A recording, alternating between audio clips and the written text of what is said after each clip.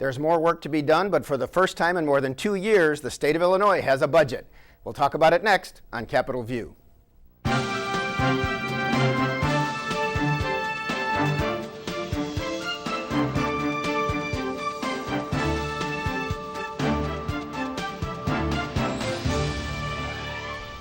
Welcome to Capitol View, the program where we talk about state government, sometimes the federal government, and how it just might affect your life. I'm Bernie Schoenburg with the State Journal-Register, and it's not Groundhog Day.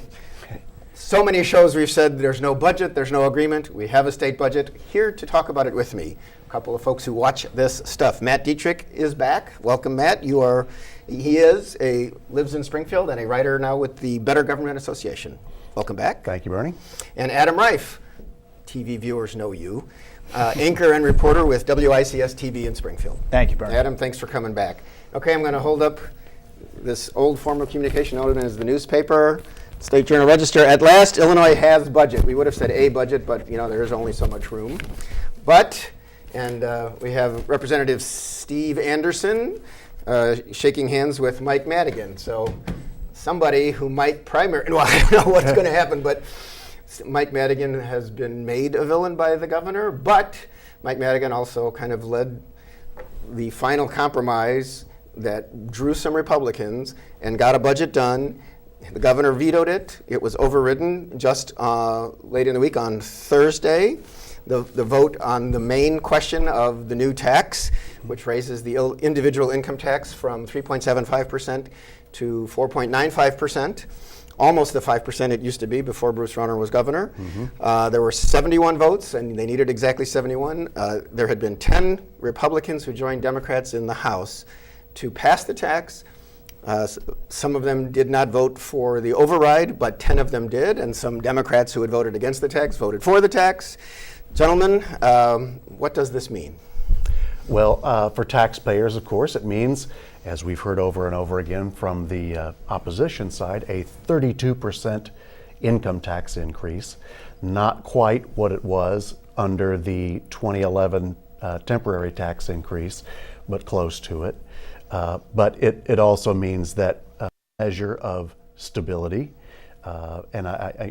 We were talking before the show about a couple of the Republicans who voted for the override, mentioned specifically they were from districts that had, one was Eastern Illinois University, another one at Southern Illinois University, Carbondale, mentioned specifically the universities in their districts.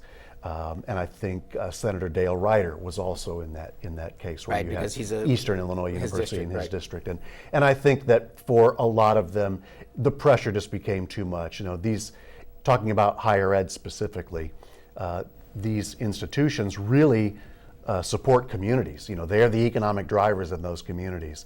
And they had been hit so hard, and going forward, losing funding, state funding like they had been, was just too much for a lot of these folks to. Right. And I think the possibility of some universities losing accreditation, mm-hmm. Academic accreditation, which would, you're not going to send your kid to a school that isn't accredited, where the degree is going to mean something. And plenty of people weren't sending their kids to these schools now since this started. You also had the problem with MAP grants. Financial aid wasn't showing up for kids who really needed it. You had, freshman classes were starting to diminish as kids looked out of state for better options. So that's just the higher ed end of it. You also had lots of human services providers have got to be breathing a sigh of relief today. And medical providers, the hospitals in Springfield, I think were owned, or at least medical providers owed, I think it's more than $200 million. Mm-hmm. Adam, reaction locally, I know there's probably a sigh of relief, and yet people are worried about the tax too. They really are, and I think what Matt said about the stability, this is what's giving people at least a little bit of hope, because certainly not all the problems are solved, and by any measure there's still billions of dollars that are owed all across the board, but at least now the tap of cash is open, the spigot can be open, at least some money can be paid out. These organizations that are hurting are still hundreds of thousands of dollars behind in many of their payments. many of what they're owed, but at least they know that the money will be coming. And I thought, at least myself in talking with them, that was one of the biggest issues, is not knowing if the money was going to come. Tell us yes, tell us no, but tell us something. And for them to go, 2 years plus now without knowing if money was going to come made it very difficult to budget out. And as you said, with the higher education, with these universities, that's tens of thousands of employees. That brought it to a head, but think of all those people that have social service providers employing 10 people at a time. Those are people leaving for other jobs, maybe not coming back. So it was difficult. When Matt said or you mentioned 10 people, 10 Republicans it took to vote on this, many of them emotional as they explained their vote. Absolutely. Either on the floor or at home in the newspapers or on the radio or on TV, because it was a difficult choice, but it came to a head because this pressure was just too much. Yeah, I'm going to look into a couple of those. One of the people who voted, and clearly, it's interesting, we'll talk about some of the political ramifications, but the governor has made a play that, he wants changes in structural things and business climate. So he wants lower costs for businesses on workers' compensation, he wants term limits, he wants remap reform, various things. It also came down lately to, the things he mentions most lately are term limits, which have no immediate effect on the budget, but would be a political climate change, and property tax freeze, which would restrict taxes at the local level, and Illinois has some of the highest property taxes in the country, but that doesn't really affect the state government directly. Anyway, he wanted to hold out for the change he wanted. He claimed that the final vote that the General Assembly took did not do enough of that, so he encouraged them not to override his veto. He actually, on the day before the House vote, was in the south side of Chicago and at a bar talking about taxes are hurting people too much, we need change, and this tax increase they want to pass on you is like getting hit on the forehead with a 2x4, which some people thought was a little odd to talk about kind of this violent imagery at this time. One of the people who voted against him and broke with him and broke the solidarity of the Republican caucus in the House was Sarah Wojcicki-Jimenez, who interestingly is a former TV reporter, Adam, on your station before your time here. Yep. Went to work for the state for Alexis Giannoulias, who was a Democrat, but then said she's, her Republican roots showed that she really wanted to work, and was spokesperson for the Republican leader of the House at the time, Tom Cross. And then she was chief of staff to First Lady Diana Rauner. Then she was, with the governor's support, named to a vacancy in the legislature when Raymond Poe, a good, strong Republican farmer from just north of Springfield, was named agriculture director. And she said, and was very emotional in explaining her votes, particularly to reporters afterwards, but she also talked on the floor for one of the votes. People in Springfield need stability. This budget impasse is the thing that has hurt people so much, because so many people are owed money for services they have provided and haven't been paid, and they just don't know what's happening next. So she is out on that limb, and we'll see what happens with people like her. I wanted to mention C.D. Davidsmeyer. He's from Jacksonville. He's a Republican, conservative person. He voted for the tax for similar reasons the first time, saying he was particularly worried about the possible downgrade to junk status of Illinois bonds, which could hurt governments all over the state, and things like universities. And he has state agencies in his town, including the Illinois School for the Deaf. But then he changed and did not vote for the override, and explained that he had heard from so many people saying it was going to hurt them. A small business person, he said they had employees who couldn't afford the tax increase, so he changed his mind and voted. So he voted for the tax and then against the override. Again, a couple of Democrats moved over and moved it. So what are the political ramifications of this? Are these people going to all be primaried, like Sam McCann once was, a state senator from Central Illinois who is a Republican but voted against the governor on a key issue? And Bernie, that's really the And he, by the way, question. voted against the tax, but he had voted for arbitration for union people in the state. Which was a couple of union bills. Right. And actually, his vote on the union bills was pretty meaningless vote, because he was the only Republican voting for it. All the Democrats voted for it. It was in the Senate, which is overwhelmingly Democratic. It was going to pass.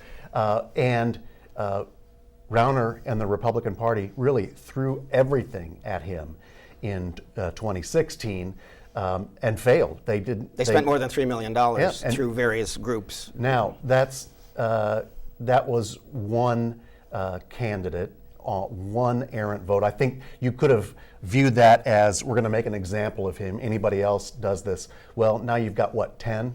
Well, 11 if you include Dale Ryder in the Okay. Senate, and 15 if you. I don't know if you voted for the tax and then didn't vote for the override, if that clears you from the political you back in problem the you've good got. graces. I'm not sure. Right. I don't know. Rauner and company spent $3 million against Sam McCann. They easily could do the same against all 11.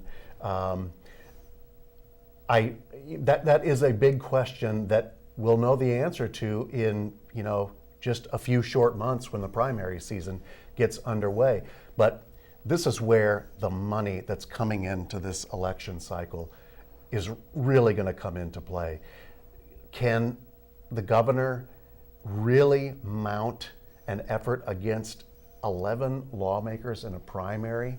How much direct control does he have with all that money? And he put in $50 million of his own. He's got, I don't know what the latest figure is. And Ken Griffin, the richest man in Illinois, gave him another $20 million. Mm-hmm. So we know he's got a pot, some of it used already, of $70 million for the 2018 election, just in his own campaign fund. Yes. He keeps giving millions of dollars on the side to the Republican Party, which is better funded than in years because of him.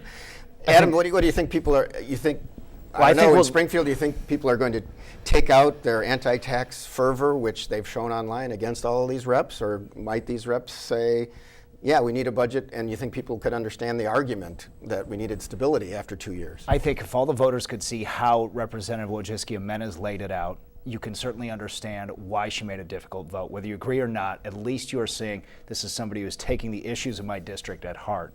Now, whether they're going to vote her out or not depends. I think we'll find out even sooner than the primary season, because the third quarter filings would come in September. We'd find those numbers from State Board of Elections and see who's going to get a bunch of money and whether they're starting to mount it. But the thing that I think about now is, what does it look like for the governor if he does poll primary opponents against 10 candidates? I mean, that looks like a party in disarray to me. If he is trying to mount 10 of his own people out and try to pick off 1 or 2 Democratic seats again, it's just a lot. And I think the difficulties that the governor is going to face is trying to show we're going to have a unified party. After Lita Radogno left last week, it's going to be difficult to say that we have everybody under control, because this was something that not only splintered the two parties apart, but now it's starting to pull from within the Republican Party. Yeah, and the whole budget impasse this last 2.5 years really was a gamble on the both sides' part. But the gamble was, how much can we let state government deteriorate and our institutions deteriorate and still get the voters to blame the other side? Right. So for Rauner, as we've seen, it's been nonstop campaign. These ads, the anti-Madigan ads. Right. This is the Madigan 32% tax increase. He has, and by the way, he's not even mentioning the Republicans as he attacks it. And I just saw a fundraising email put out by the governor's campaign saying, Madigan and his minions.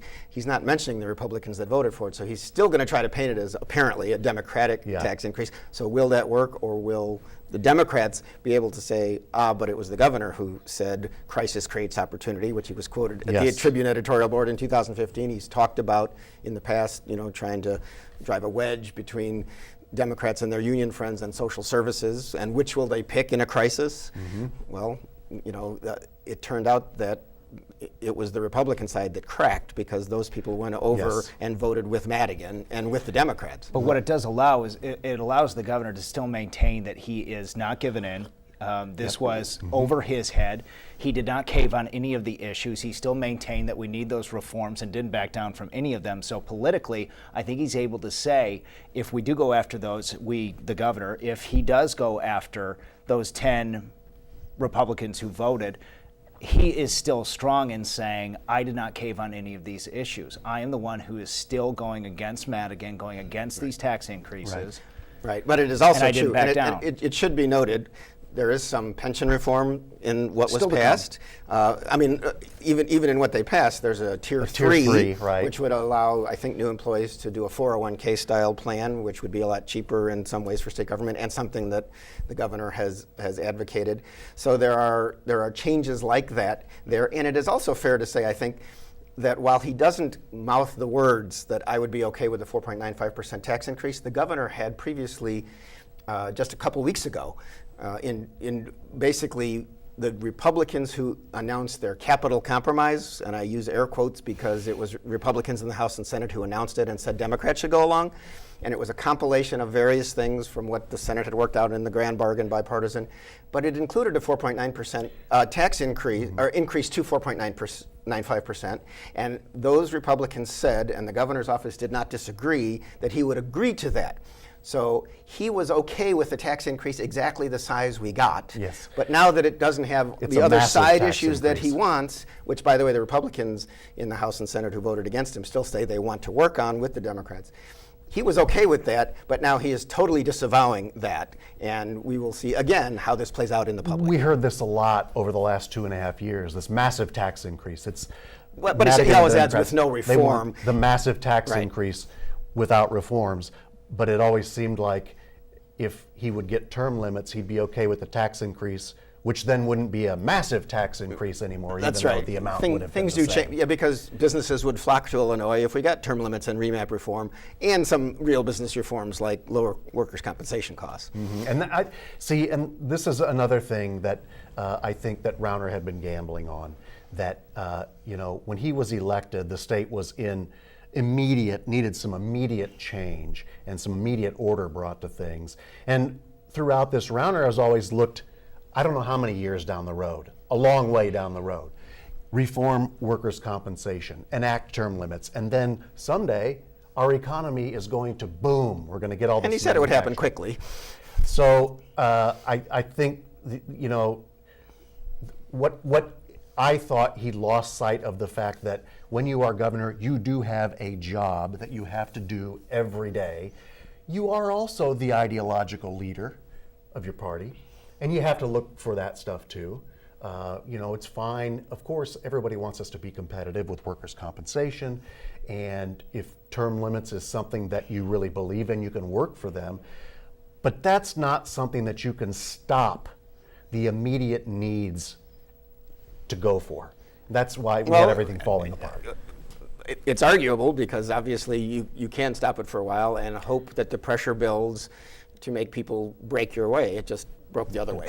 He's been accused of that in the past and probably will be for the near future of trying to bankrupt the state. Some people, opponents, Democrats would say that creating that crisis mentality. But it's one of the things that I've asked him in various forums, and we all know how difficult it is sometimes to get a good answer. But I suspected that he was losing sight of the short term needs of the people, trying to get these great, grand reforms in that would only take place down the road. I think it's looked at, I don't have the dates in front of me or off the top of my head, but term limits wouldn't be instituted for 10 years or something. Usually, it's always, you can't enact a law that's, ex post facto. It's got to be forward looking. So Mike Madigan would have to leave while in his 80s. So I think for the governor, these short-term pressures he may have lost sight of those, looking ahead 5, 6, 7 years down the road. Interestingly, he also, early on, his turnaround agenda included a lot of stuff that would significantly restrict union power. In fact, he did an executive order trying to get people not to have to pay fair share dues. I think it was his first one, right? It might have been. If you don't want to, I know it was very early, it probably was. If you don't want to join the union, that you are part of their bargaining unit, you don't have to pay dues. Now you do. He is hopeful, and even said in a recent interview, just in early June, with the Hoover Institution, when his daughter was graduating from Dartmouth and he did an interview on the side with someone from the California-based Hoover Institution, he said, I'm looking forward to these court cases.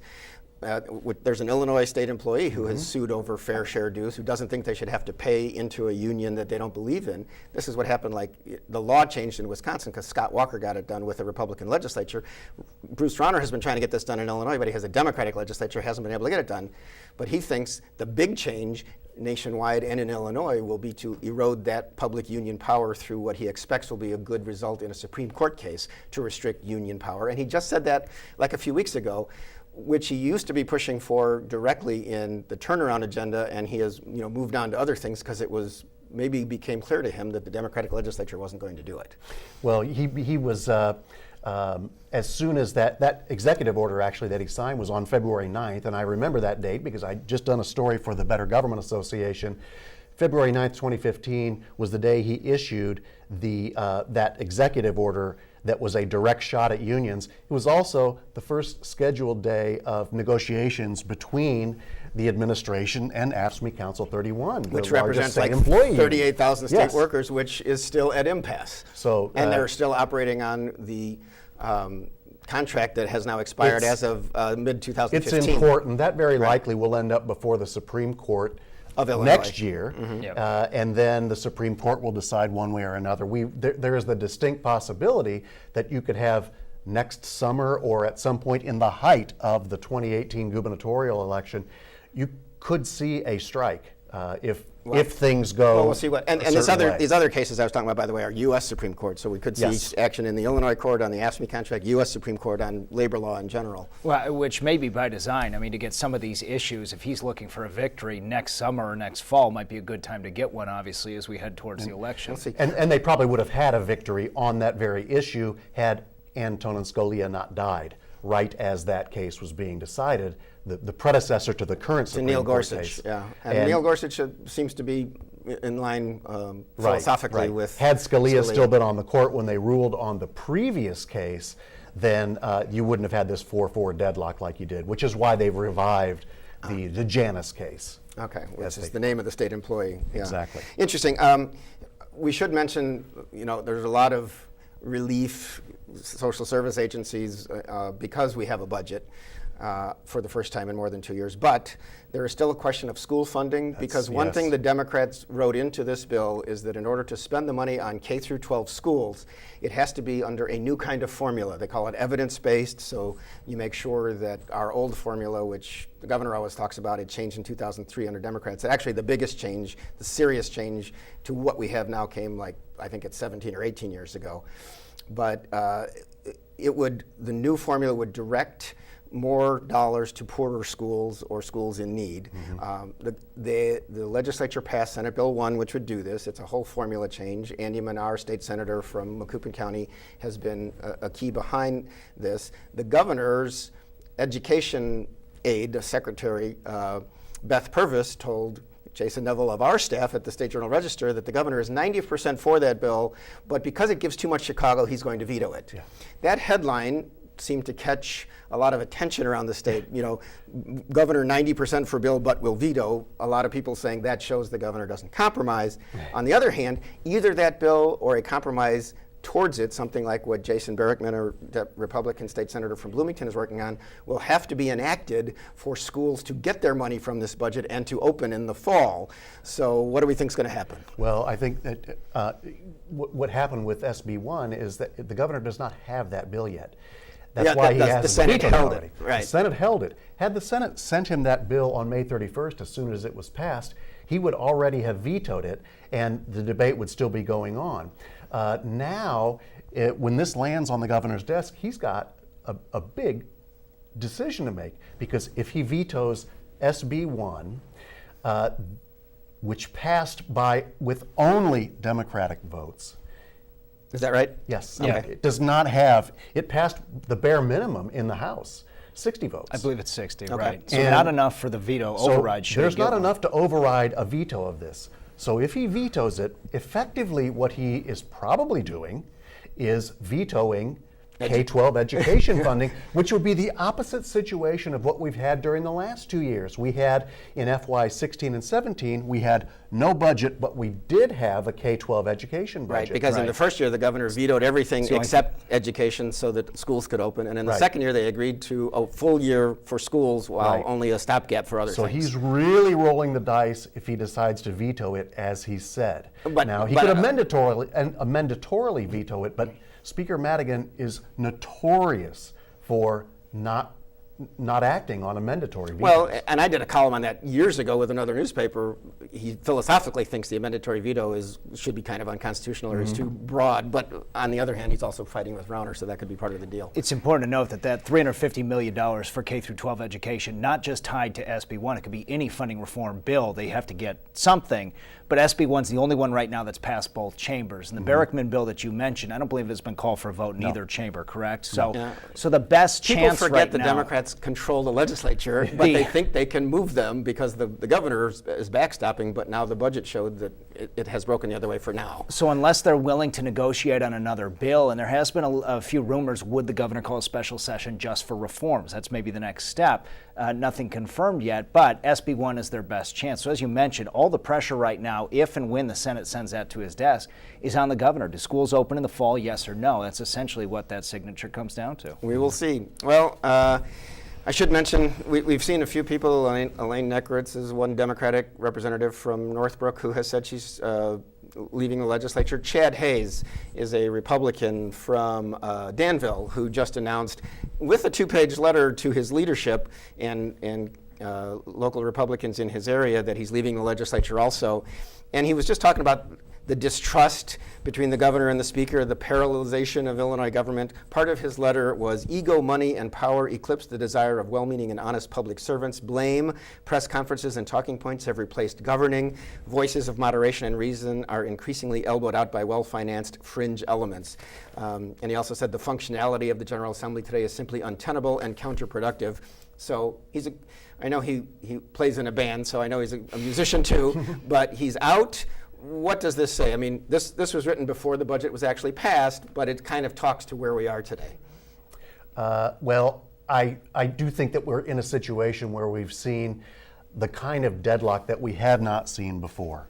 And, Madigan has mentioned this on the floor of the House several times. I've worked with Governor Ryan, Governor Thompson, Governor Edgar. I've worked with Republican governors. Always got a budget. Always got a budget until now. Yeah, of course, Governor Rauner will say, well, those they weren't Republican governors weren't tough enough. Right. Yes, exactly. So, but I think that this is indicative that we are, and it's not just, Hayes, the Republican, saying this. Now we've had departures, Elaine Neckeritz, right? Jack Franks earlier. Jack Franks. Well, we will see. We have to end it there, and we hope for better times. But we have a budget. Matt Dietrich, Adam Rife, thanks for your help.